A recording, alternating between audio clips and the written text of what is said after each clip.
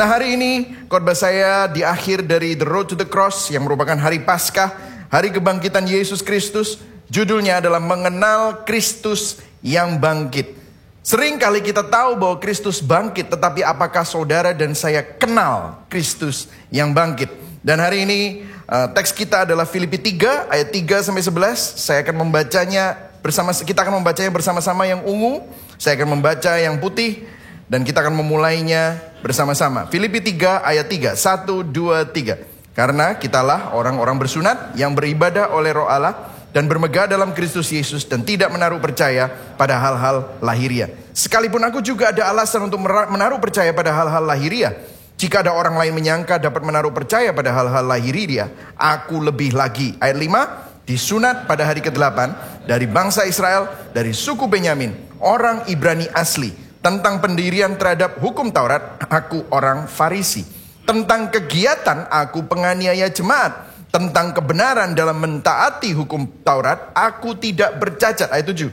Tetapi apa yang dahulu merupakan keuntungan bagiku sekarang karena Kristus. Malahan segala sesuatu kuanggap rugi karena pengenalan akan Kristus Yesus Tuhanku lebih mulia daripada semuanya. Oleh karena dialah aku telah melepaskan semuanya itu dan menganggapnya sampah supaya aku memperoleh Kristus. Ayat 9. Dan berada di dalam dia bukan dengan kebenaranku sendiri karena mentaati hukum Taurat, melainkan dengan kepada Kristus, yaitu kebenaran yang Allah anugerahkan berdasarkan kepercayaan. Yang ku kehendaki ialah mengenal dia dan kuasa kebangkitannya dan persekutuan dalam penderitaannya, di mana aku menjadi serupa dengan dia dalam kematiannya. Ayat 11, supaya aku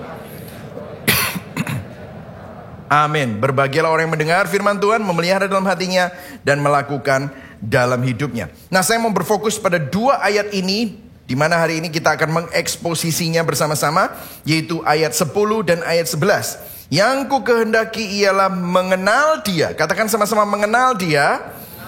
Dan kuasa kebangkitannya dan persekutuan dalam penderitaannya, di mana aku menjadi serupa dengan dia di dalam kematiannya, supaya aku akhirnya beroleh kebangkitan dari antara orang mati. Poin saya ada 3, saudara. Yang pertama, pentingnya memahami doktrin kebangkitan Yesus Kristus. Kemudian yang kedua, ambisi Paulus untuk mengalami kebangkitan rohani. Kemudian yang ketiga, aplikasi praktisnya dalam hidup kita. Kita akan memulai poin yang pertama, pentingnya memahami doktrin kebangkitan Yesus Kristus. Yang siap belajar katakan yes. Amin. Nah, doktrin kebangkitan memiliki dua sisi, saudara. Ada dua sisi. Sisi yang pertama adalah fakta sejarah yang nyata. Kematian Yesus Kristus bukan hanya ditulis oleh sejarawan Kristen saja, yaitu kawan Kristen, tetapi juga oleh lawan. Fakta kematian Yesus Kristus ditulis oleh para sejarawan non-Kristen.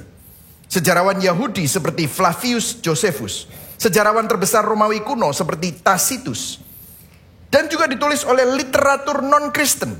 Seorang filsuf Syria namanya Mara Bar Serapion mencatat tentang Yesus Kristus. Dan juga dicatat di dalam Talmud Yahudi bagaimana Yesus hidup dan mengajarkan pengajarannya dan mati di salib. Jadi kehidupan Yesus ditulis secara nyata di dalam sejarah kawan maupun lawan. Jadi Yesus bukan hanya a legend, bukan hanya legenda atau mitos, tetapi Yesus benar-benar ada melalui bukti sejarah. Dan melalui kebangkitannya, kita dapat melihat bahwa kebangkitannya pun juga ditulis oleh banyak orang. Nah, salah satunya adalah Rasul Paulus. Di 1 Korintus 15 ayat 5-8, saya nggak ada di sini, tapi saya akan bacakan kepada saudara bagaimana Rasul Paulus mencatat bahwa Yesus menampakkan diri kepada Kefas. Kefas itu Petrus. Petrus sudah meninggalkan karena dia menyangkal Yesus, dia kecewa, dia mau meninggalkan Yesus, dia meninggalkan jadi murid Yesus. Tapi Yesus menampakkan diri kepadanya sehingga Kefas yang menyangkal Yesus menjadi kepala para rasul. Kemudian Yesus menampakkan diri kepada ke-12 murid-muridnya. Kemudian Yesus menampakkan diri kepada 500 orang sekaligus. Kemudian Yesus menampakkan diri kepada Yakobus, saudaranya sendiri yang tidak percaya bahwa Yesus itu adalah Mesias. Dan juga terakhir, Yesus menampakkan diri kepada Paulus yang menganiaya jemaat, tetapi Paulus mengalami kehidupan perubahan hidup yang radikal, sehingga sebagai penganiaya jemaat dia menjadi penulis perjanjian baru. Perubahan hidup para rasul sangat radikal. Perubahan hidup para rasul dari penakut jadi martir. Kok bisa, saudara? Nah, kalau saudara, saya bisa simpulkan mengenai fakta historis tentang kebangkitan Yesus Kristus. Ada seorang yang namanya Bejoli, teman saya di dalam Apologetika Indonesia. Dia menyimpulkan di Apologetika Indonesia handle di Instagram. Dia bilang begini: jika murid-murid hanya berhadapan dengan kubur kosong, maka itu berarti jasad Yesus dicuri. Jika kubur masih terisi, tapi muncul penampakan Yesus, berarti murid-murid berhalusinasi. Jadi ada teori bahwa tubuh Yesus dicuri. Nah, ini juga nggak mungkin. Kenapa? Murid-murid Yesus dari penakut tiba-tiba jadi Mission Impossible. Tidak ada Ethan Hawke, tapi Petrus Kefas gitu, saudara ya, yang memimpin sehingga mencuri mayat Yesus dan tidak ada yang tahu. Bagaimana mungkin? Mereka adalah seorang nelayan, bukan special force dari Delta Force atau dari CIA atau apapun. Tidak. Bagaimana mungkin bisa terjadi? Nah, ada juga yang berkata halusinasi. Maka kalau itu hanya penampakan, kalau kuburnya masih terisi. Tapi jika tanpa keduanya, tapi mereka memberitakan Injil, berarti murid-murid berkonspirasi. Ada beberapa orang yang mengatakan bahwa murid-murid ini merasa sangat bersalah karena mereka meninggalkan Yesus untuk mati. Dan mereka ingat tentang ajaran Yesus, bagaimana Yesus menubuatkan dirinya bahwa dia akan dibangkitkan pada hari yang ketiga. Jadi untuk menebus kesalahan murid-murid, mereka mencuri tubuh Yesus dan mulai memberitahu orang-orang bahwa Yesus telah dibangkitkan. Dan akhirnya mereka ditangkap, disiksa, mati secara sahid karena kebohongan yang mereka ciptakan. Nah, masuk akal nggak? Coba pikirin, masuk akal? Nggak mungkin. Untuk apa mereka berbohong? Siapa yang rela mati karena kebohongan yang mereka ciptakan sendiri? Saya kasih contoh lah ya. Saudara sayang sama saya sebagai pastor gembala sidang? Ya lumayan lah, buktinya saudara ada di sini lah ya, saudara ya. Ya. Tapi ya sayang banget ya enggak juga gitu ya. Misalnya, kalau misalnya saya ternyata jadi buronan Densus 88 gitu, saudara ya. Terus saya dicari ke Surabaya, dicari di Gibeon enggak ada, dicari di rumah saya enggak ada. Terus tiba-tiba saya minta tolong saudara. Aku boleh enggak sembunyi di tempatmu? Ya karena saudara, ya ini gembala sidang, saya sering dengar khotbahnya gitu ya. Ya oke lah ya. Saya sembunyi di tempat saudara. Nah, telepon saya meskipun dimatiin, saya lupa. Itu SIM cardnya masih ada, jadi bisa dilacak. Dan ketahuan lokasi saya di rumah saudara. Terus rumah saudara dikepung sama Brimob, sama Densus 88 dikepung. Semuanya pakai laras panjang. Sudah siap tembak. Kemudian saudara keluar. Saudara ditodong. Apakah Pak Michael ada di sini? Kira-kira saudara ditodong sama laras panjang mau gak berbohong buat saya? Nggak mungkin mau. Iya, Pak Michael ada di dalam. Silakan tangkap. Secinta-cintanya saudara-saudara nggak mungkin rela untuk ditangkap atau ditembak buat saya. Betul atau tidak? Ini tidak mungkin. Kecuali hanya kombinasi, lihat ya, antara kubur kosong dan penampakan badania yang berulang kali oleh Yesus, yang akhirnya membuat mereka percaya bahwa Yesus telah bangkit dari antara orang mati. Tidak heran mereka menyebut diri saksi, bahkan rela sampai mati. Jadi kebangkitan Yesus benar-benar terjadi. Transformasi hidup para murid dari pengecut menjadi martir, itu akhirnya masuk akal. Mereka melihat guru mereka, juru selamat mereka, tinggalkan kubur yang kosong, dan dia bangkit dari kematian, dan dia tiba-tiba menampakkan diri dan menyuruh mereka mengabarkan Injil. N.T. Wright, seorang ahli pakar The Resurrection of the Sons of God, dalam bukunya Son of God, jika hanya ada kuburan kosong dan tidak ada penampakan, orang akan percaya bahwa mayat Yesus dicuri. Jika saja ada saksi mata yang mengaku pernah melihat Yesus tapi makamnya tidak kosong, maka semua orang akan mengira bahwa para murid Yesus sedang berhalusinasi. Hanya jika semua ini benar, kubur kosong, penampakan Yesus, dan kehidupan para saksi mata yang diubahkan secara radikal, Bukti-bukti inilah yang memungkinkan kegerakan kekristenan dimulai. Yang setuju katakan amin. Nah, fakta sejarah itu baru satu sisi. Apakah ini cukup? Ada sebuah contoh di Kisah Para Rasul. Waktu Paulus bicara tentang kebangkitan Kristus kepada Herodes Agripa. Herodes Agripa bilang bahwa Rasul Paulus ini gila. Kemudian di Kisah Para Rasul 26 ayat 25-28. Si Paulus bilang, jawab Paulus, aku tidak gila, Festus yang mulia. Aku mengatakan kebenaran dengan pikiran yang sehat. Nah, ayat 26 yang putih, perhatikan. Sebelum saya baca, saya kasih background.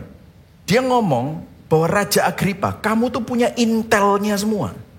Kamu tuh tahu, seperti Jokowi punya intel semuanya. Ini dia Raja Agripa, dia punya intel semua. Raja, ayat 26 ya. Raja tahu tentang segala perkara ini. Sebab itu aku berani berbicara terus terang. Aku yakin bahwa tidak ada sesuatu pun dari semuanya ini yang belum didengar oleh Raja. Karena perkara ini tidak terjadi di tempat yang terpencil. Kamu pernah dengar tentang Yesus. Kamu pernah dengar bahwa Yesus itu mati di salib. Kamu pernah dengar bahwa mayatnya hilang. Kamu juga dengar bahwa dia menampakkan diri. Kamu dengar semua itu. Ayat 27. Percayakah engkau Raja Agripa kepada para nabi yang bernubuat tentang itu? Aku tahu bahwa engkau itu percaya kepada mereka. Karena Raja Agripa ternyata suka baca Alkitab orang Yahudi. Ayat 28, lihat baca sama-sama. 1, 2, 3. Jawab Agripa. Hampir-hampir saja kau yakinkan aku menjadi apa? Orang Kristen. Jadi Raja Agripa tahu faktanya. Dapat semua intelnya. Tetapi tidak mengalami kuasa kebangkitan. Jadi mengetahui fakta sejarah, apakah kebangkitan itu terjadi secara apologetika? Perlu nggak? Perlu. Namun itu saja tidak cukup. Perlu sisi yang kedua. Sisi yang kedua apa? Pengalaman pribadi yang nyata. Kamu ngalami Yesus nggak? Karena percuma kamu jago doktrin. Kamu tahu tentang fakta sejarah. Kalau kamu tidak mengalami Yesus. Makanya Yesus berkata begini, Yohanes 11 ayat 25-26 jawab Yesus. Akulah, apa saudara baca sama-sama? Kebangkitan dan hidup. Barang siapa percaya kepadaku, ia akan hidup walaupun ia sudah mati. Dan setiap orang yang hidup dan yang percaya kepadaku tidak akan mati selama-lamanya.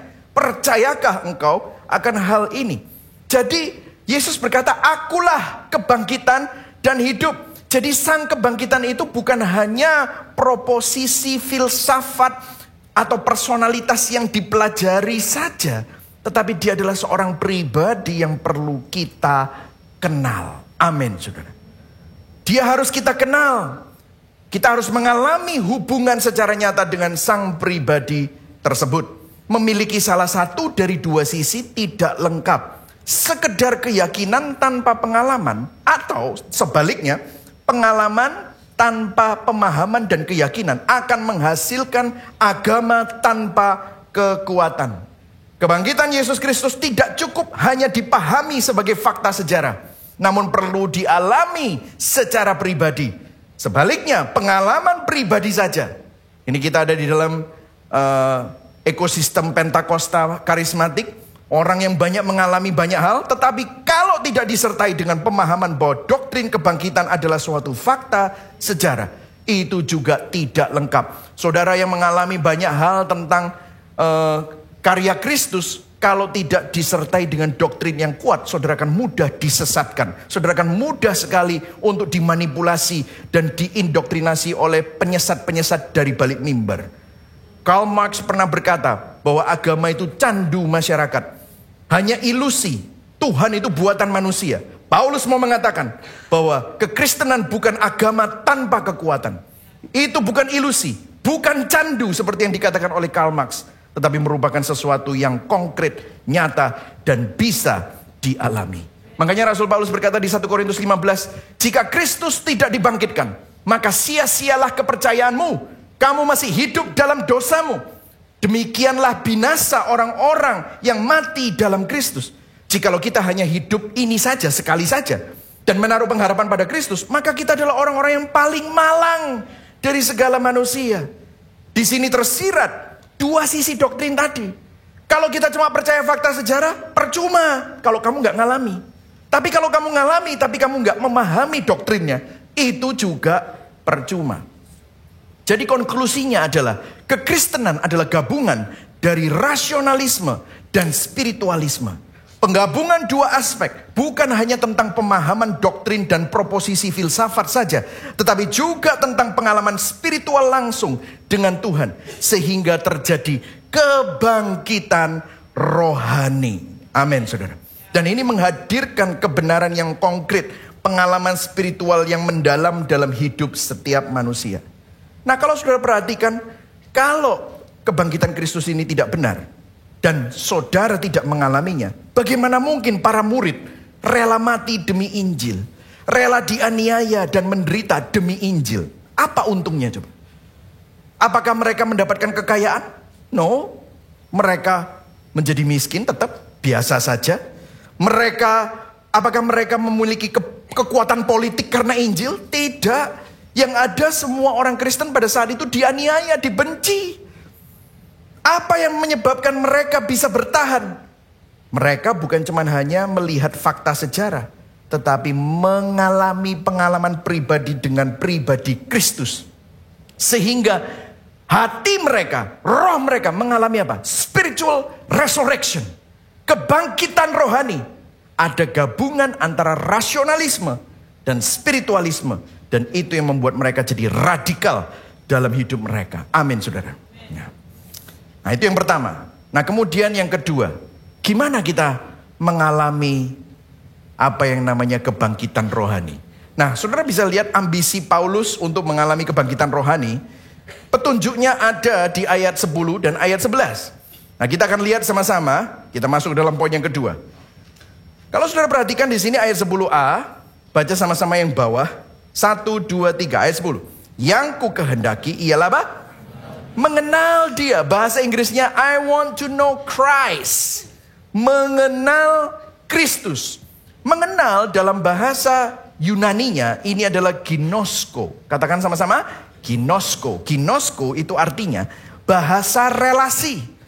Seperti saya dengan istri saya, I ginosko novi. Artinya saya mengenal istri saya secara intim. Novi ginosko Michael. Artinya istri saya mengenal saya secara intim. Ada dinamika relasi, komunikasi dua arah, bukan satu arah saja.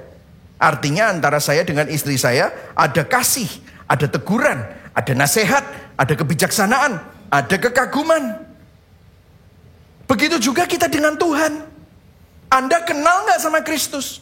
Bukan kenal tentang Kristus. Bukan hanya mempelajari karakter Kristus. Tetapi mengenal. Ginosko. Katakan sama-sama. Ginosko. Secara intim. Secara pribadi. Kalau kita kembali kepada teks Rasul Paulus Filipi tadi. Kalau kita baca ayat 10. Kita perlu simak ayat-ayat sebelumnya. Kita lihat ya. Kalau saudara baca. Di ayat yang kelima itu ya. Di ayat kelima yang ungu itu. Kualifikasinya Rasul Paulus itu bisa dibanggakan. Dia persis kayak Yesus, disunat pada hari ke-8. Yesus juga disunat hari ke-8. Dari bangsa Israel, dari suku Benyamin, orang Ibrani asli. Tentang pendirian terhadap hukum Taurat, aku orang Farisi. Orang Farisi artinya dia hafal seluruh perjanjian lama. Saudara hafal? Kalah kualifikasinya sama Paulus. Dia hafal tentang kegiatan, aku penganiaya jemaat. Saudara tahu, penganiaya jemaat, dia itu berpikir dia mau menjaga kemurnian agama Yahudi terhadap penyesat-penyesat, yaitu orang-orang Kristen. Dia memenjarakan, dia bahkan membunuh. Dikatakan apa? Tentang kebenaran dalam mentaati hukum Taurat, aku tidak bercacat. Jadi kalau mau ngomong jago teologi, jago doktrin, orang yang punya keturunan keluarga yang hebat, orang Farisi pinter, dia punya kualifikasi. Dia bisa berbangga. Tapi lihat ayat 7. Tetapi apa yang dahulu merupakan apa? Keuntungan. Sekarang kuanggap apa? Rugi karena Kristus. Malahan segala sesuatu kuanggap rugi karena pengenalan, ginosko, akan Kristus Yesus Tuhanku. Lebih mulia dari semuanya. Oleh karena dialah aku telah melepaskan semuanya itu dan menganggapnya apa saudara? Sampah. Supaya aku memperoleh Kristus.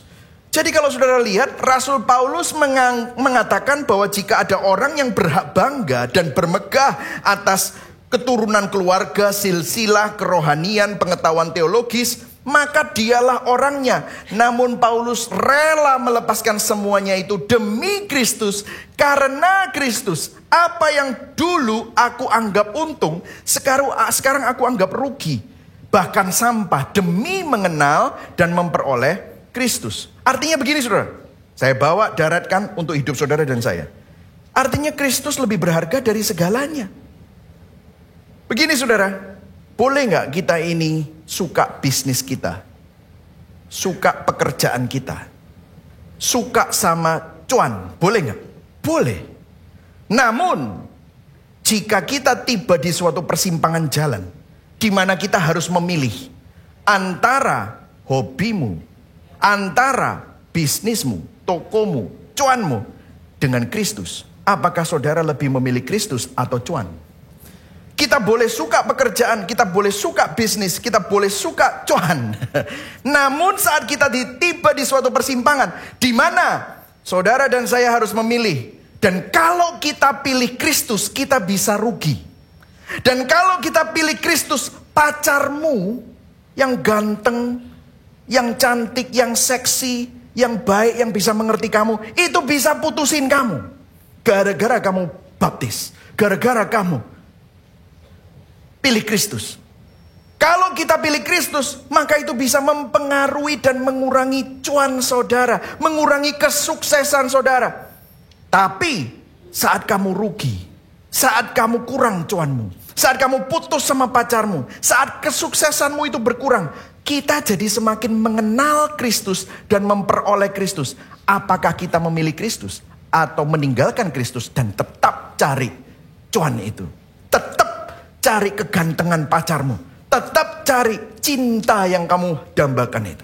Apakah kita memilih Kristus? Apakah Kristus menjadi yang terutama, menjadi jangkar kita, menjadi pondasi kita, menjadi poros kita? Nah mungkin saudara bilang, wah pastor ini berat pak.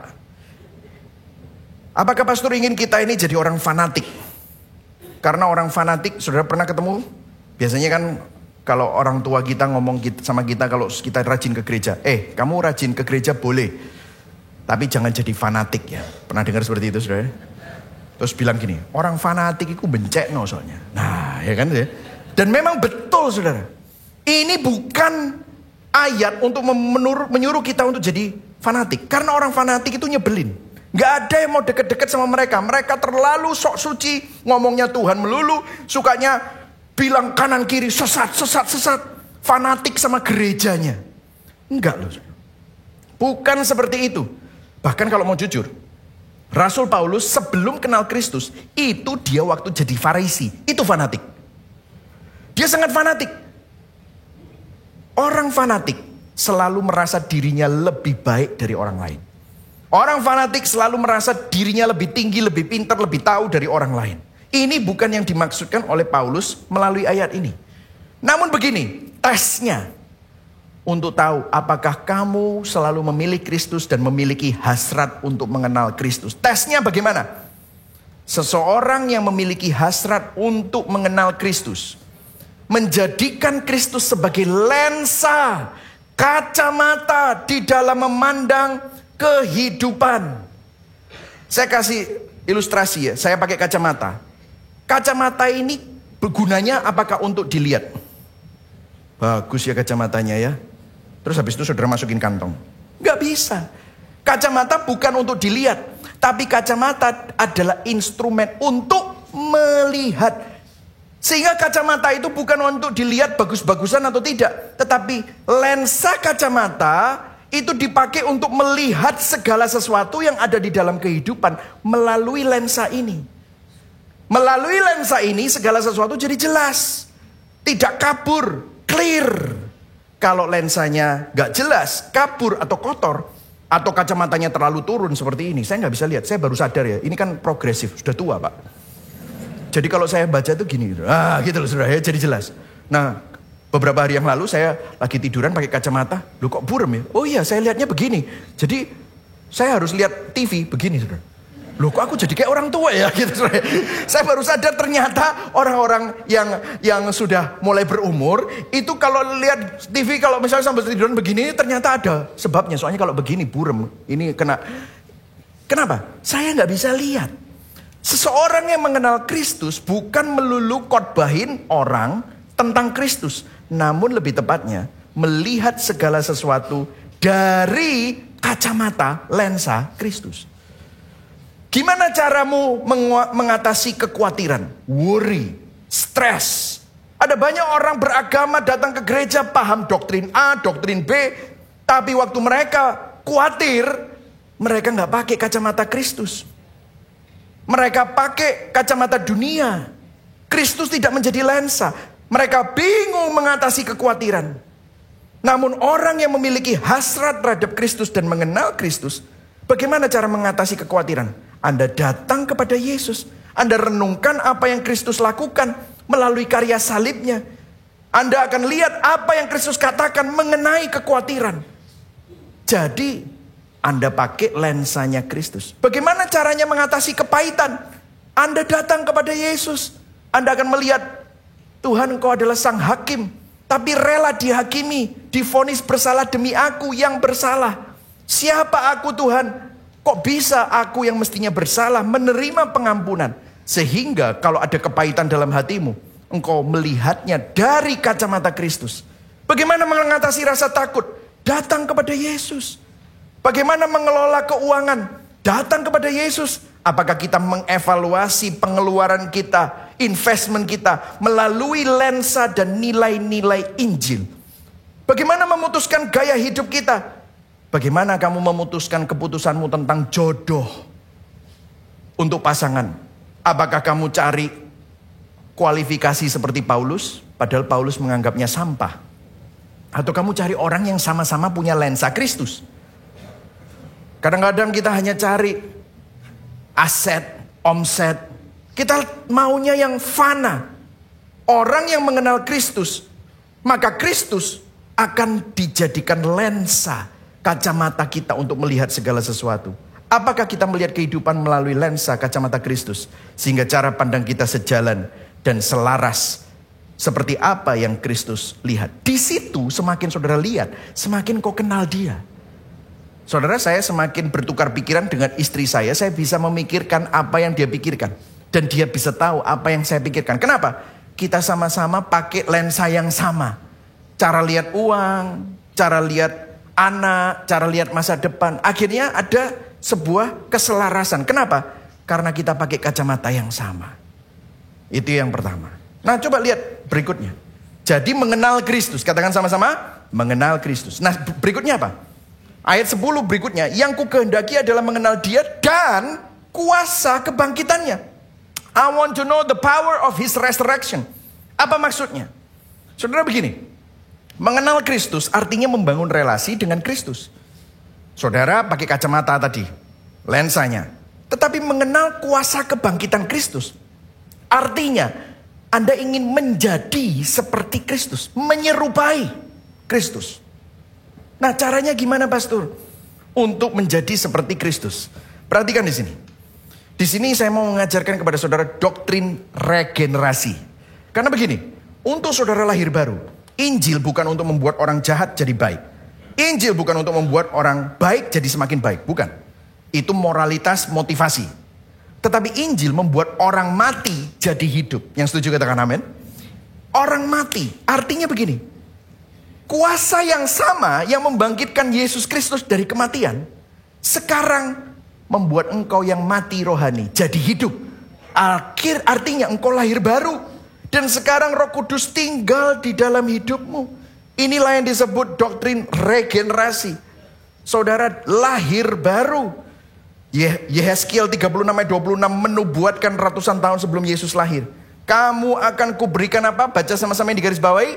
Hati yang baru. Dan apa? Roh yang baru di dalam batinmu. Aku akan menjauhkan tubuhmu hati yang keras. Kuberikan kepadamu hati yang taat. Baca yang ungu 1, 2, 3. Rohku akan kuberikan diam di dalam batinmu. Ini luar biasa sekali, saudara. Saya kasih sebuah ilustrasi ya. Ada seseorang yang tidak percaya di Itali, tidak percaya Tuhan, meninggal. Waktu dia hidup, dia menentang kekristenan. Tapi kelihatannya dia juga takut kalau kekristenan itu benar ya. Jadi waktu dia mati, dia minta kuburannya itu dikasih lempengan batu marmer yang besar untuk menutupi kuburannya. Kenapa? Karena dia dengar nanti di akhir zaman orang-orang itu akan dibangkitkan. Jadi dia kasih lempengan, aku nggak mau dibangkitkan. Jadi nanti kalau ada marmer besar, jedong, jedong, jedong, jedong. Jadi dia nggak bisa naik ke atas dibangkitkan. Terus dikasih tulisan di atas batu marmer itu, I don't want to be resurrected during the resurrection time, if there is any. Dia bilang gitu, kan aneh. I don't believe it, gitu. Dia nggak mau dibangkitkan kalau beneran terjadi kebangkitan di akhir zaman. Jadi dia, aku nggak percaya itu nggak akan terjadi. Tapi kalau itu terjadi, aku juga nggak mau ikut. Gitu. Ini kan orang gila kan sebenarnya. Nah, rupanya sebuah biji pohon oak masuk ke kuburan itu pada waktu dia dikubur. Beberapa puluh tahun berikutnya, biji itu mulai muncul tunas dari pucuk itu, muncul sebatang pohon. Dan biji itu tumbuh jadi sebatang pohon yang besar sampai akhirnya nabrak lempengan batu marmer yang keras itu. Nah, saya nggak nemu gambarnya, tapi saya baca artikelnya.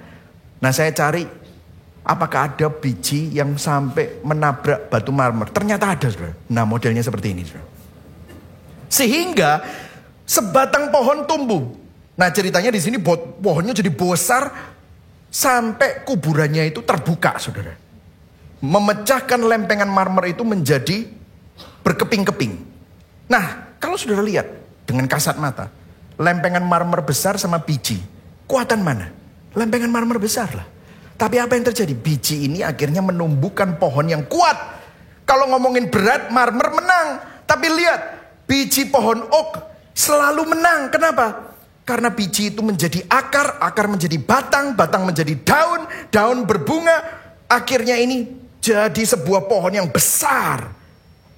Kemudian artikel itu bilang, jika biji pohon oak memiliki kekuatan biologis fana, tumbuhan yang fana, bisa membelah lempengan sebesar ini. Bagaimana dengan benih Roh Kudus yang membangkitkan Kristus yang ada di dalam setiap kita? Jika pertumbuhan biji pohon memiliki kekuatan seperti itu, kekuatan seperti apa yang akan dimiliki oleh Roh Kudus? Karena Roh Kudus itu bukan cuma hanya biji biasa, tetapi Roh Kudus itu adalah kuasa kebangkitan Kristus. Jika ada Roh Kudus dalam hidupmu, jika ada kuasa kebangkitan di dalam kita, maka kita pasti akan mengalami perubahan hidup. Dan Roh Kudus itu sanggup memecahkan lempengan-lempengan yang kelihatannya besar dan tak tergoyahkan dalam hidup saudara. Apakah ada kepahitan? Apakah ada ketakutan? Apakah ada keraguan? Apakah ada dendam? Manusia lama yang mati itu perlu dibangkitkan oleh kuasa kebangkitan sehingga dapat dipecahkan dan dikalahkan. Adakah bagian hidup kita yang mati dan butuh kuasa kebangkitan Kristus? Saya rasa kita semua butuh itu. Mungkin saudara dendam, melalui kuasa kebangkitan Kristus saudara bisa mengampuni. Mungkin saudara marah orangnya, melalui kuasa kebangkitan Kristus saudara jadi sabar. Saudara minder, melalui kuasa kebangkitan Kristus, bangkit percaya diri. Bukan percaya diri yang berdasarkan diri sendiri, tetapi karena keberhargaan Kristus. Egois jadi murah hati. Resah jadi tenang. Kekalutan jadi damai. Keraguan jadi keyakinan. Kesedihan jadi sukacita. Kekhawatiran jadi kepastian. Ketidakamanan, insecure, you are safe. Nah, ini yang Paulus inginkan. Dia ingin berkata, aku ingin memiliki keberanian seperti Yesus. Aku ingin memiliki kasih seperti Yesus. Aku ingin memiliki kebijaksanaan seperti Yesus. Kerendahan hati, kelemah lembutan, tapi bisa tegas seperti Yesus. Aku ingin memiliki penguasaan diri seperti Yesus. Saudara, semakin kita kenal Yesus, semakin kita bertumbuh juga dalam kuasa kebangkitannya. Kalau kita habiskan waktu untuk melihat segala sesuatu dari lensa Kristus, maka untuk tahu lensa ini, saudara akan baca firman. Semakin saudara baca firman, saudara lihat bahwa ada banyak hal Yang membuat saudara, iya aku perlu bertobat, aku perlu bertobat. Sehingga waktu saudara bertobat, tiba-tiba hal-hal yang mati dalam hidup saudara, natur manusia lama yang mati rohani, bangkit. Saudara jadi bisa mengasihi orang. Saudara jadi bisa punya penguasaan diri. Saudara jadi bisa punya kemurahan hati, empati, simpati. Padahal dulu egois, gak peduli sama orang. Saudara yang dingin jadi hangat. That's how kuasa kebangkitan Kristus bekerja dalam hidup kita. Yang setuju katakan amin. Mau gak saudara? Nah ini, tanya sama kanan kiri, mau gak bro? Nah amin saudara. Nah yang ketiga, 2C. Kalau kita perhatikan di sini, bukan cuma hanya mengenal Kristus, bukan jangan hanya bersekutu mengenal kuasa kebangkitannya, tetapi apa? Bersekutu dalam penderitaannya menjadi serupa dengan Kristus. Waduh, apa maksudnya pastor? Mengenal Kristus sih oke. Mengenal kuasa kebangkitannya oke, karena itu baik. Tapi persekutuan dalam penderitaannya ini maksudnya apa Pak? Nah sebenarnya ini menurut saya sangat logis. Dengarkan, hear me out. Kalau kita kenal Kristus, kalau hidupmu menyerupai Kristus, kalau kamu selalu memilih Kristus dan memandang segala sesuatu dari lensa Kristus, bahkan pada saat kamu harus rugi pun, bahkan saat kamu harus putus pun sama pacarmu, kamu tetap melihatnya dari Kristus. Guess what? Waktu orang jahat sama kita, kita memberi pipi kiri. Guess what? Orang akan gak senang.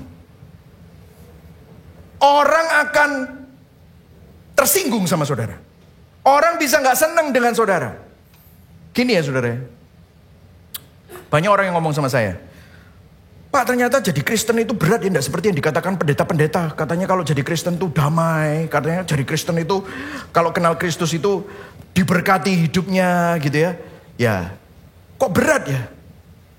Saya jadi Kristen hidupku tambah soro Pak. Berapa banyak yang bisa merasa seperti itu? Ya enggak usah angkat tangan karena saya tahu saudara enggak akan angkat tangan karena sudah di gereja malu pasti ya. Tapi kalau mau jujur banyak yang seperti itu. Gini ya, gini. Saudara mau jadi orang Kristen, mau jadi non-Kristen, enggak punya agama sekalipun, semua pasti punya tantangan, betul atau enggak? Berapa banyak di sini punya teman yang enggak punya hidupnya, enggak punya pergumulan, enggak ada tantangan sama sekali? Boleh? Ada? Kalau ada, kita sama-sama ke gerejanya dia aja gitu. Ya kan? Ada? Enggak ada. Tapi gini, jadi kalau orang Kristen itu bilang, kok hidupku jadi Kristen tambah soro ya? Itu krosok-kroson. Karena kalau nggak Kristen pun tetap soro kok. Banyak. Tetap banyak masalahnya. Jadi gini ya. Tapi waktu saudara hidup di dalam Kristus, semua tantanganmu itu jadi bermakna. Semua pergumulanmu itu ada maknanya. Karena begini saudara. Pergumulan, tantangan, bahkan penderitaan itu diizinkan Tuhan di dalam hidup kita. Untuk apa? Mengekspos semua bagian hidup kita yang butuh dijamah dan diproses oleh kuasa kebangkitan Kristus. Saya kasih contoh ya. Kalau saudara berdoa supaya bisa sabar, bisakah saudara tiba-tiba sabar? Nggak bisa. Saudara akan dikasih kesempatan untuk sabar. Lah kesempatan untuk sabar artinya apa? Naturmu pasti marah.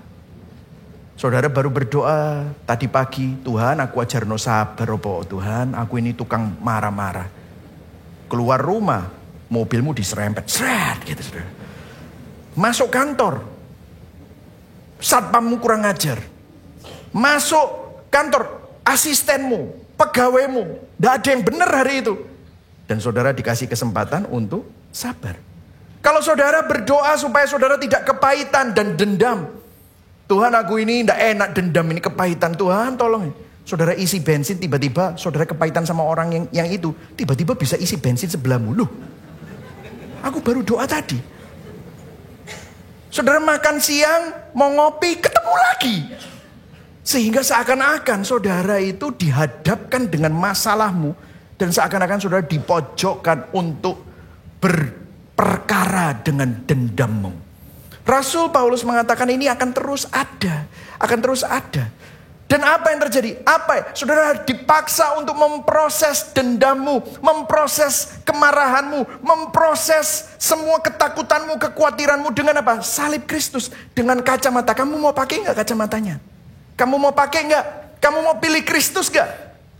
Dan pada waktu saudara mulai bisa, oh ya Tuhan, engkau mati di salib, mestinya engkau bisa dendam sama aku. Tetapi engkau tidak pendendam, engkau mengasihi aku, engkau mengampuni aku adalah orang yang menerima kasih karunia. Sudah mulai disembuhkan, aduh Tuhan, ya bisa mengampuni. Di situ ada sebuah kasih dan pengampunan yang bangkit dalam hidupmu. Baru saudara gak dendam, sudah bisa mengampuni orang itu. Tiba-tiba saudara mulai bisnis baru, bisnis partnermu ngejak kamu. Dikasih kesempatan lagi. Sudah selesai sama dendam yang itu, sekarang ada kesempatan. Mau dendam baru atau kamu bisa mengampuni. Lagi saudara. Sekali lagi. Hidup ini akan terus punya tantangan. Hidup ini akan terus punya pergumulan. Hidup ini akan penuh dengan penderitaan. Dan itu diizinkan Tuhan di dalam hidup kita. Untuk apa? Mengekspos semua bagian hidup kita yang butuh dijamah. Nah saudara tahu, proses sanctification ini yang paling sering terjadi sama siapa? Pasanganmu.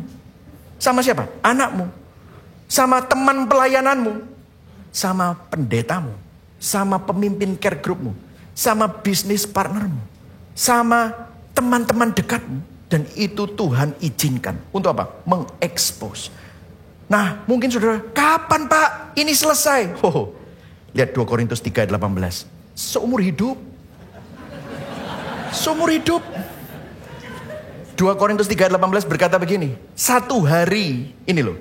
Satu hari kamu akan ketemu Tuhan. Kita semua mencerminkan kemuliaan Tuhan dengan muka yang tidak terselubung. Tidak ada lagi ilah-ilah palsu. Tidak lagi berhala-berhala yang menyelubungi mukamu. Dan karena kemuliaan itu datangnya dari Tuhan yang adalah roh, maka kita diubah. Baca sama-sama. Menjadi apa? Serupa dengan gambarnya dalam kemuliaan yang semakin besar. Bahasa Inggrisnya adalah from one degree of glory to another degree of glory. Nanti ya saudara sudah selesai dendam. Tiba-tiba saudara misalnya diberkati. Berkatnya banyak, uangnya banyak. Tiba-tiba saudara mulai serakah. Selama ini tidak pernah serakah. Kenapa? Tidak punya. Tiba-tiba saudara punya. Tiba-tiba serakah. Di sini. Mau milih mana? Mau pakai kacamata Kristus?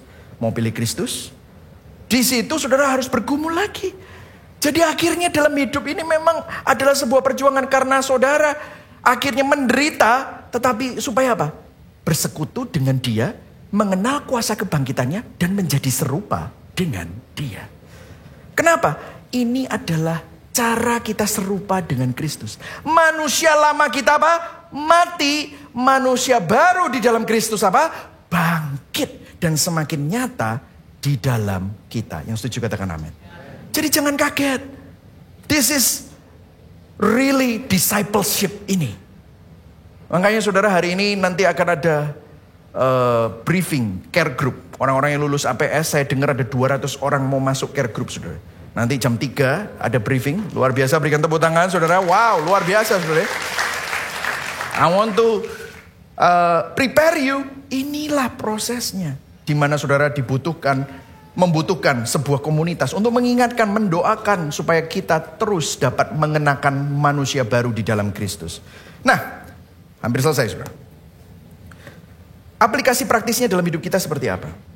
Nah, kalau sudah baca Galatia 5:24, ayo baca sama-sama ya. 1, 2, 3. Barang siapa menjadi milik Kristus Yesus, ia telah apa? Menyalibkan daging dengan segala hawa nafsu dan keinginannya. Saudara, mengapa kita susah memilih Kristus? Mengapa kita susah pakai lensa Kristus? Karena kita masih sering dikendalikan oleh daging. Yaitu tadi dendam, egois, penuh dengan hawa nafsu dan keinginannya. Nah, waktu kita mendengar menyalibkan daging, kita pikir kita melakukan pantangan. Wah, kita puasa. Aku mau puasa media sosial. Wah, supaya nggak iri. Supaya aku ini hatinya itu bisa terkalibrasi. Apakah itu salah? Ya nggak juga. Atau melakukan hal-hal yang rohani. Oh, aku nggak makan daging supaya aku nggak kedagingan. Oh, kedagingan sama makan daging nggak ada hubungannya seringkali ya, saudara. Saya nggak bilang itu jelek, namun bukan itu maksudnya menyalibkan daging. Menyalibkan daging itu bukan melakukan pantangan atau asketisme. Asketisme itu merupakan asketisme ya. paham atau ajaran yang meninggalkan kehidupan yang bersifat materi atau duniawi untuk mencapai kebaikan dan keselamatan. Bukan itu. Itu bukan kekristenan. Jadi kekristenan menyalibkan daging itu bukan sekedar berkata tidak terhadap dosa. Kayak tadi ya, aku gak mau dendam. Aku gak mau dendam. Terus orangnya ngisi bensin di sebelah saudara. Aku gak mau dendam. Aku gak mau dendam. Tambah dendam, saudara. Marah. Aku gak mau marah, aku gak mau. Malah meledak. Jadi tidak, itu bukan jawaban. Karena mengatakan tidak kepada perilaku dosa tanpa memeriksa motivasi di balik perilaku dosa, itu justru menjadi bagian dari bentuk baru usaha untuk membenarkan diri. Kalaupun kamu bisa, itu bisanya pakai kekuatanmu. Apa yang terjadi? Pasti ada dosa baru. Sombong. Aku bisa. Aku gak mau dendam, biarin aja. Aku ampuni. Tapi lihat, tak buktiin. Aku pasti lebih hebat dari dia. Bodoh aja. Saudara, ada dosa baru. Sombong, self-righteous. Akhirnya melahirkan dosa-dosa baru lainnya. Jadi apa yang dimaksudkan? Lihat di sini. Segala hawa nafsu dan keinginannya. Artinya gini. Mengekspos dan membongkar semua berhala yang ada di dalam hati. Katekismus kita hari ini berhubungan sekali dengan ini. Hal-hal yang baik, itu baik. Tetapi kalau itu jadi yang terpenting, itu jadi berhala. Artinya begini saudara. Gimana caranya menyalibkan daging? Berarti menyalibkan daging manusia lama adalah mencekik dosa pada tingkat motivasi. Bukan pada tingkat perilaku saja. Mengidentifikasi berhala dan membongkar berhala itu. Melucuti dosa di tingkat yang terdalam, yaitu motivasi hati. Keinginannya di situ ya. Kalau nafsu dan keinginannya, bahasa aslinya adalah epitumia. Katakan sama-sama, epitumia. Apa itu? Desire, hawa nafsu yang berlebihan. Apa yang hati kita inginkan secara berlebihan? Kamu ingin nikah, kamu ingin ngebet banget sama orang itu. Itu jadi berhalamu. No wonder kamu gak bisa pilih Kristus. No wonder kamu gak bisa lihat lensa Kristus. Kamu pingin kaya banget untuk membuktikan diri bahwa kamu orang hebat dan I matter. That's why you cannot choose Christ. You cannot. Kamu selalu disiksa oleh itu. Mengapa hal itu saudara inginkan secara berlebihan? Mungkin kamu ingin dianggap orang hebat, diterima orang. Kamu ingin mengendalikan segala sesuatu dengan uangmu, makanya kamu berusaha punya uang banyak. Saudara tahu hal itu adalah penyelamat palsumu. Dan saudara tahu itu selalu mengecewakan. Kita bilang di dalam hati, aku harus memiliki hal itu. Kalau enggak, aku enggak berharga. Hidupku enggak ada gunanya kalau aku kehilangan itu. Hal itu jadi sumber hidup saudara, harga diri saudara, jati diri saudara, identitas saudara. Identifikasikan itu. Nah, kapan kita punya kesempatan menyalibkan daging? Karena firman tadi bilang begini, yang ayat 11, Filipi, Rasul Paulus. Supaya aku akhirnya beroleh kebangkitan dari antara orang mati. Kapan? Kamu mengalami kematian dulu, baru mengalami kebangkitan. Kapan? Ini loh, kapan? Waktu, saya ulang lagi. Waktu ada pergumulan. Waktu ada penderitaan. Waktu ada tantangan. You have a choice. You want to choose Christ? You want to let semua nafsumu kamu serahkan kepada Tuhan dan pandang salib. Itu exposing semua kelemahan, kerentanan saudara. Tuhan jamah, ubah supaya kuasa kebangkitan itu muncullah. Unselfishness, supaya aku gak egois lagi, supaya aku bisa ngampuni, supaya aku gak serakah lagi. Jadi saudara, bersukacitalah jika Anda bergumul. Bersukacitalah kalau kamu mengalami tantangan, bahkan penderitaan, karena itu bisa jadi alat Tuhan untuk mengekspos semua bagian hidup kita yang butuh kuasa kebangkitan Kristus. Gimana obatnya? Saudara, kalau saudara perhatikan salib Protestan itu kosong. Tidak ada korpus Kristus, tidak ada tubuh Kristus tergantung di sana. Kenapa? Karena salib Protestan adalah lambang kemenangan Yesus atas maut. Karena Yesus sudah menang atas maut, Dia telah bangkit. Dia tidak lagi ada di salib. Karena dia sudah naik ke surga dan duduk di sebelah kanan Allah Bapa. Pandang salib itu. Kenapa kok pandang salib kosong? Karena sebelum salib kosong, di salib Allah menunjukkan kasih-Nya yang besar. Dengan apa? Merengkuh kerapuhanmu. Waktu kamu bergumul dengan dendammu, kepahitanmu, Allah pernah mengalami itu semua dan Dia berkata, ampunilah mereka karena mereka tidak tahu apa yang mereka lakukan.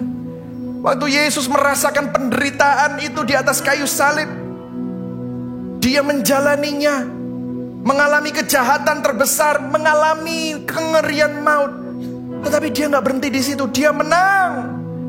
Dan Dia bangkit, dan melalui kebangkitannya, melalui salib yang sudah kosong ini, kita menerima keutuhan, kita menerima kemenangan, kita menerima ketenangan, pengharapan, pemulihan, dan keselamatan. Di situ saudara bersekutu dengan kuasa kebangkitannya. Saudara bisa menang terhadap semua yang menyiksa engkau. Engkau tidak lihat yang fana, engkau lihat yang kekal. Engkau kenal Kristus. Sebelum saya tutup, saudara, selama Road to the Cross, saudara selalu melihat sosok Jason dengan koper dosanya. Merah, ya, yang isinya tas merah. By the way, nanti ketemu orangnya jangan panggil Jason, ya saudara. Ya, itu hanya ceritanya saja. Hari ini, Dia memprosesnya dengan salib. Saya mau saudara nonton videonya, How the Happy Ending of the Story. Bagaimana Dia bergumul dengan dosanya. Silakan.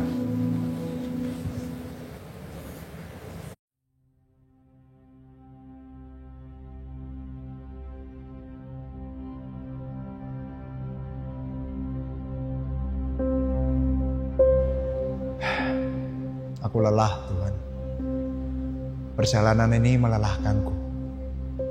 Seluruh tenaga sudah aku kerahkan demi mendapatkan anggukan kepala dan acungan jempol mereka.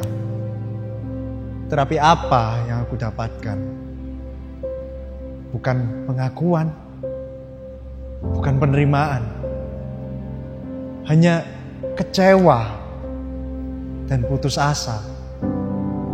Semakin aku menyusuri jalan kehidupanku yang kukira membahagiakanku, menaikkan harga diriku, semakin banyak dosa membelengguku, semakin jatuh diriku. Koper dosaku pun semakin penuh. Tetapi aku malu akan dosa-dosaku. Bagaimana jika mereka menghakimiku? Di ujung jalan itu, Tuhan, di ujung jalanku mencari penerimaan demi pengakuan, kebahagiaan. Di ujung jalan yang melelahkan itu, Tuhan, apa yang kutemukan? Jalan buntu. Di titik itu, di titik terendahku itu, di saat aku tidak berdaya lagi, Tuhan, dan aku tak tahu lagi harus berbuat apa, ketika semua orang bukan hanya meninggalkanku, tetapi juga memojokkanku. Tuhan, aku tidak sanggup lagi. Aku lelah, Tuhan. Tolong aku. Dalam semua kelemahanku, dalam setiap keberdosaanku, Engkau tahu kebobrokanku. Tapi justru Engkau, Tuhan, menghampiriku. Engkau memilih untuk datang padaku. Engkau datang untuk mati bagiku. Mati di atas kayu salib yang mengerikan itu. Ganjaran dosa dan penyembahan berhalaku Kau tanggung di salib itu. Kini aku berani untuk membuka koper dosaku dan menghadapi kehinaanku. Aku dimampukan untuk bertobat akan dosa-dosaku satu demi satu. Aku beroleh kemenangan oleh kebangkitan-Mu, Tuhan. Di saat kau berteriak, berseru, kau gantikan posisiku. Kau ditolak dan diabaikan, supaya aku diterima. Inilah penerimaan yang sesungguhnya. Satu-satunya sumber harga diriku kini sudah menjadi milikku. Sekarang kau tinggal dalamku. Engkaulah satu-satunya kebenaran yang aku perlu. Meneruskan perjalanan ini, aku tak lagi sendiri. Aku tak lagi perlu mengejar ilah-ilah palsu itu. Semua yang aku jalani sekarang semata-mata oleh karena kasih karunia-Mu dan untuk kemuliaan-Mu saja, Tuhan. Memang sekarang keadaanku masih diwarnai banyak derita. Tapi aku tahu deritaku pun bermakna.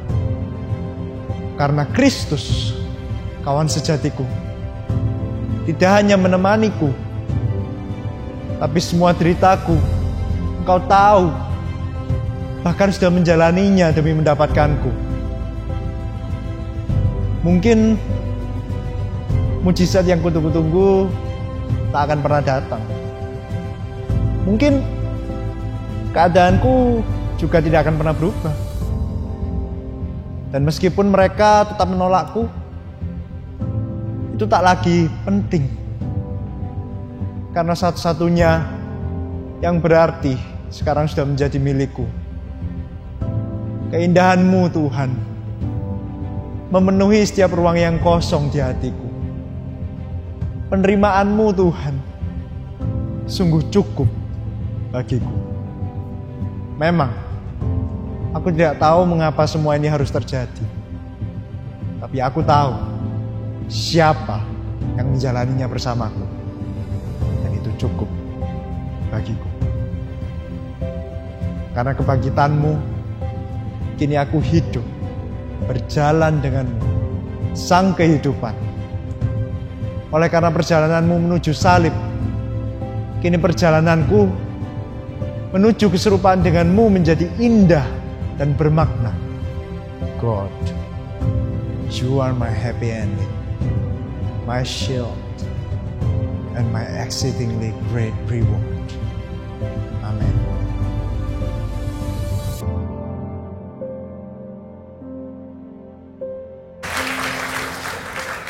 Saudara, kalau saudara lihat Jason berani memproses semua kekecewaannya, dia berani untuk tidak menutup-nutupi di hadapan Tuhan.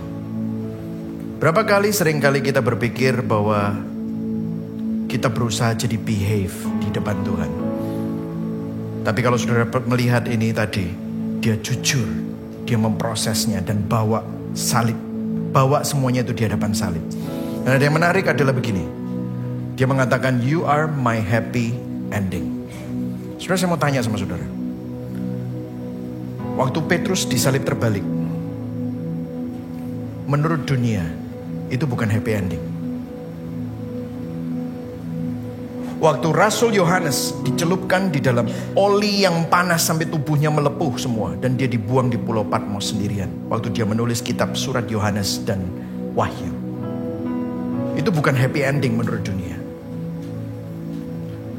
Waktu martir-martir mati demi Injil, itu bukan happy ending menurut dunia. Waktu teman-teman kita yang struggling sama COVID, yang cinta Tuhan tapi tetap dipanggil Tuhan, seakan-akan itu bukan happy ending. Teman-teman kita yang bergumul dengan kanker, yang minta Tuhan sembuhkan, tapi meskipun Tuhan tidak sembuhkan, tapi imannya masih tetap bersama dengan Kristus. Itu seakan-akan dunia ngeliat ini gak happy ending. Tapi siapa yang jadi happy ending mereka? Kristus. Yesus yang jadi happy ending mereka. Karena melalui salib, Allah menunjukkan kebersamaan. Dalam penderitaanmu, Petrus, I've been there. Dalam penderitaanmu, dalam kesendirianmu, aku mendampingi kamu. Dan gak berhenti di situ. Kalau berhenti di situ kita gak punya pengharapan. Tapi kubur kosong, salib yang kosong, menyatakan kemenangan atas maut. Sehingga semua pergumulan kita bermakna. Karena itu membawa kepada keserupaan kepada Kristus. Sehingga kita punya pengharapan akan kekekalan. Hari ini, apa yang kamu anggap happy ending? Kamu ingin perusahaanmu jadi perusahaan yang terhebat. Kamu ingin nikah sama orang itu dan kamu pikir you will live happily ever after. Let me tell you, you will be disappointed. Biarlah Kristus, apapun keadaanmu, menjadi happy endingmu.